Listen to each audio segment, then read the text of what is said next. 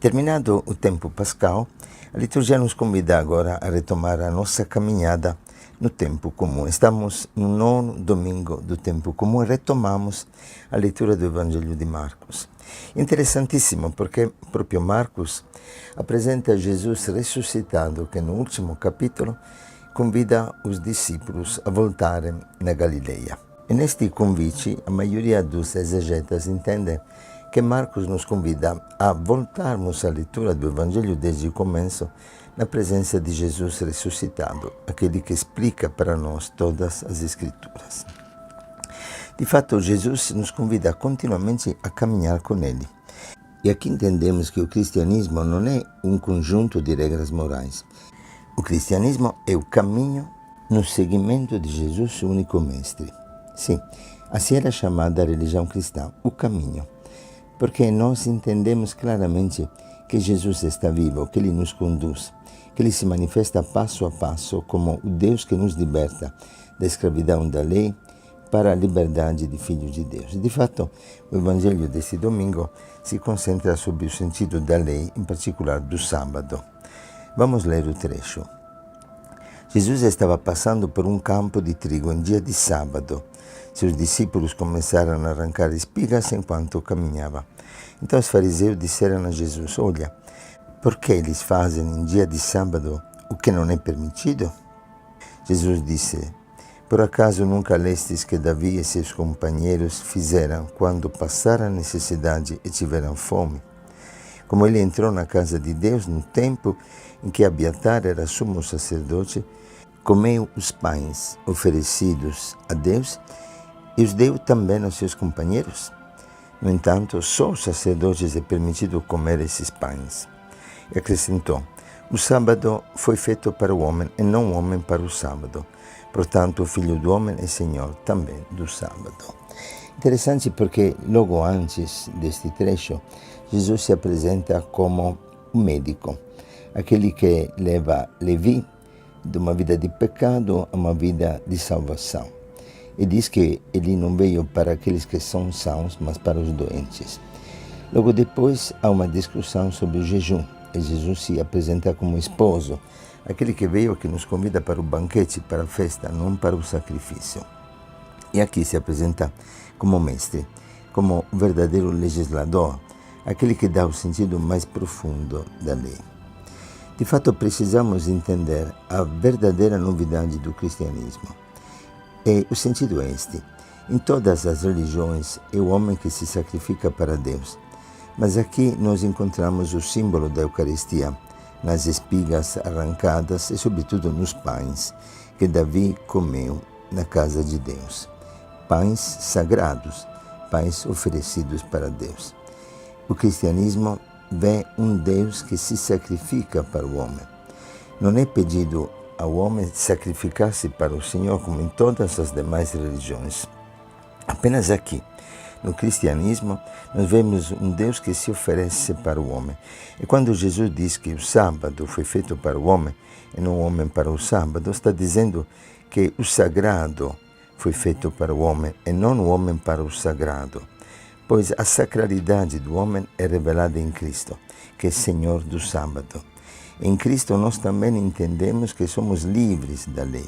De fato, a observância da letra mata, enquanto o sentido da lei é poder encontrar na vida aquilo que realmente nos liberta, que é um Deus amor, um Deus que se oferece para nós. É belíssimo, porque caminhamos com Cristo, em Cristo nós descobrimos a nossa dignidade. Ele é aquele que revela o homem ao homem. Assim dizia São João Paulo II, e ainda São João Paulo II disse na primeira jornada de juventude: é bonito ser homens, porque Deus se fez o homem. Entendemos aqui o verdadeiro sentido e o valor do domingo e o valor do sábado. Não é um tempo para Deus.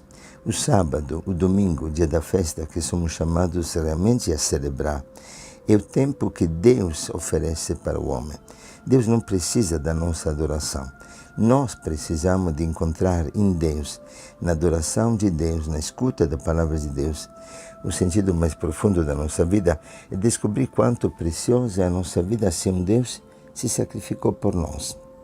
Se Deus morreu por nós, Ele se entregou na cruz, nos amou até a morte de cruz, como diz Paulo, para que nós saibamos quanto preciosos somos para Ele, resgatados pelo seu preciosíssimo sangue. É maravilhoso entender que o domingo realmente é o tempo para que nós possamos descobrir a beleza do descanso, a alegria da vida familiar, o tempo em que nós não sacrificamos mais ao Deus dinheiro a nossa vida, mas encontramos em Deus a vida plena pela qual fomos criados. O tempo em que nós podemos realmente fugir do ritmo do consumismo que nos consome para poder encontrar uma vida que nos restaura. E aqui entendemos também como o demônio trabalha dentro deste ritmo de vida frenética que nos rouba muitas vezes o domingo e que nos sacrifica ao Deus dinheiro, sacrificando os nossos filhos, a nossa família, os nossos relacionamentos e a nossa própria saúde. Sim, a síntese da lei é o amor. Jesus se proclama Senhor do sábado, mas eu e você nele somos senhores. Em que sentido? Que a verdadeira lei não é aquela que escraviza, mas aquela que nos torna senhores, e por isso, como Jesus, servos. O sábado, o domingo, é feito para amar, é feito para servir, para cuidar daqueles que sofrem, para poder fazer da nossa vida um dom de amor para os outros. E aqui o Evangelho continua com uma segunda parte. Vamos ler esta segunda parte do Evangelho que trata da cura do homem com a mão atrofiada. Jesus entrou de novo na sinagoga. Havia ali um homem com a mão seca. Alguns observavam para ver se haveria de curar em dia de sábado, para poderem acusá-lo. Jesus disse ao homem da mão seca: levanta-te e fica aqui no meio.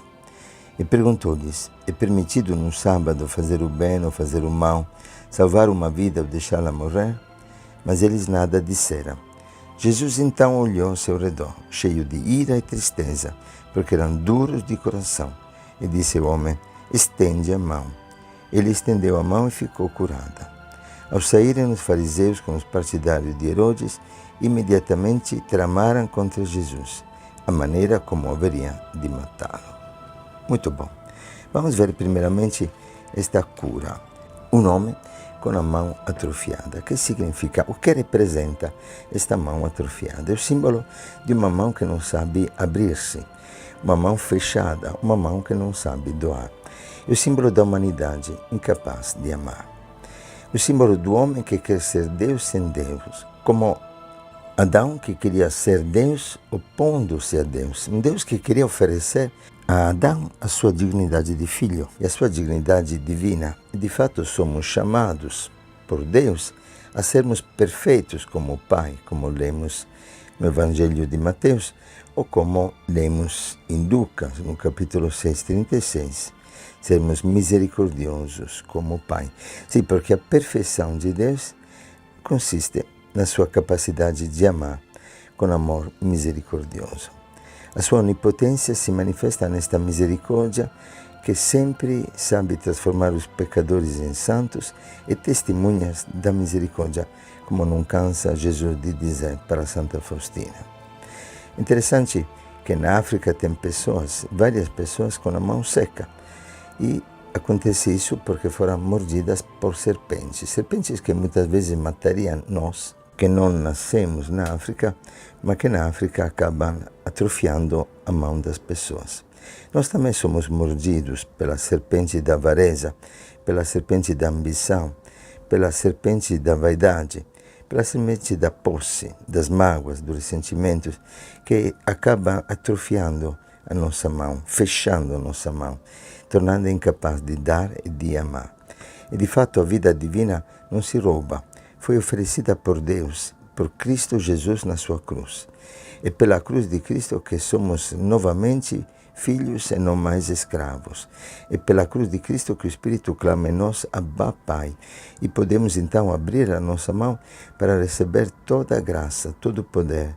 Ao ponto que Jesus dirá: vós sois deuses. Sim, somos realmente feitos, criados à imagem de Deus. E precisamos simplesmente abrir a mão para receber esta graça e não roubá-la como se Deus fosse nosso inimigo que quer nos dominar. E aqui realmente entender que esta mão aberta é uma mão que louva, que agradece. E celebramos a Eucaristia, mais uma vez um símbolo eucarístico.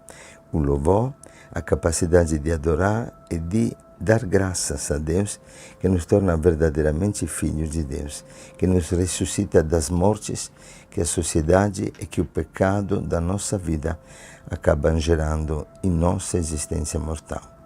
E por isso esta palavra fantástica, quando Jesus chama o homem com a mão seca, diz levanta-te. O verbo que é usado aqui, que é utilizado por Marcos, é o mesmo verbo que se utiliza para dizer acorda. É o termo usado para a ressurreição de Cristo. Cristo nos ressuscita. Quando nós abrimos a mão, nós expressamos neste gesto a capacidade de amar. Quem ama, como lemos na primeira carta de João, capítulo 3, 14, passa da morte para a vida. Jesus nos acolhe. E o gesto de colocar este homem no meio de todo mundo significa que Jesus sempre nos acolhe com a nossa miséria, com os nossos pecados, nos acolhe como somos. Não precisamos nos esconder da sua misericórdia, mas acolher a sua misericórdia que nos restaura como filhos feitos à imagem do Pai. E o que expressa o Evangelho quando nos fala destes fariseus que Jesus olha ao seu redor cheio de tristeza e de ira, porque eram duros de coração. Ele mostra a verdadeira doença do homem. Não é apenas o homem com a mão seca, atrofiada, mas este povo com o coração endurecido, esclerocardia, assim em grego se expressa este termo, um coração de pedra, um coração endurecido e não compadecido, um coração acusador e não adorador. E Jesus expressa na ira todo o seu sofrimento a respeito do pecado. Perante a falta de amor para os irmãos, o Senhor fica irado, e a tristeza, a sua compaixão para os próprios fariseus que não entendem. Deus rejeita o pecado, mas se compadece do pecador. E mais uma vez entendemos que seremos julgados pelo amor.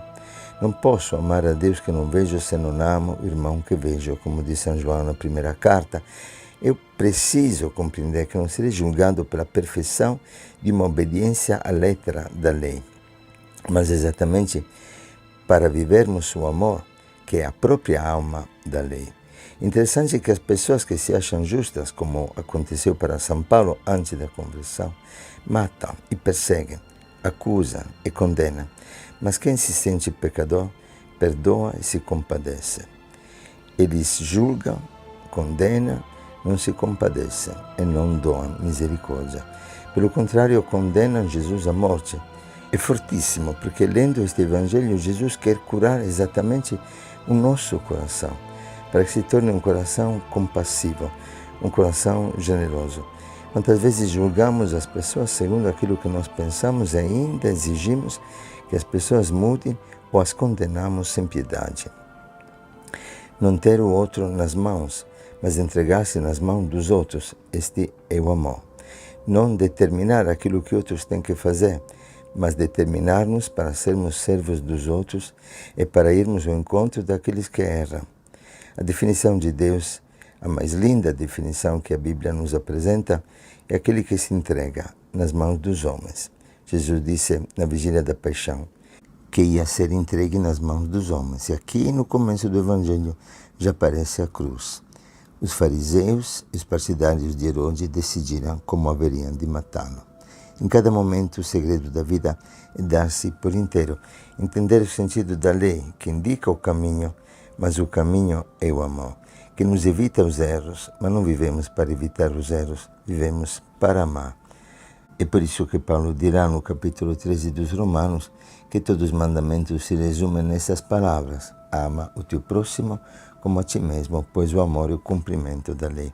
Quem ama sabe ir além das leis, como Francisco, que mesmo nos momentos de jejum, vendo seus companheiros que estavam com fome, compadecido com ele, mandou pegar as uvas dos campos dos vizinhos, para que eles pudessem comer, e para que não se sentissem constrangidos, ele mesmo comeu por primeiro aquelas uvas, não porque queria quebrar a regra do jejum, mas porque queria viver a essência da lei, que é o amor.